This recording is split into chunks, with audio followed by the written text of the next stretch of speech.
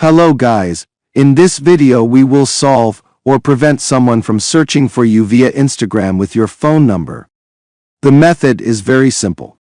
All you have to do and follow the steps explained in this video, but before broadcasting in the explanation, do not forget to subscribe to the channel, like the video and share the video, and everyone who supports it, I thank him very much.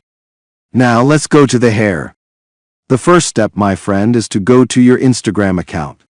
After that, click on the profile icon, then click on the small lines above us. After that, click on the account center, then click on your information and permissions, then click on download contacts, then choose the Instagram account that you want to prevent anyone from searching for you with your phone number. Click on it, then deactivate this option, link contacts, and click on cancel the link.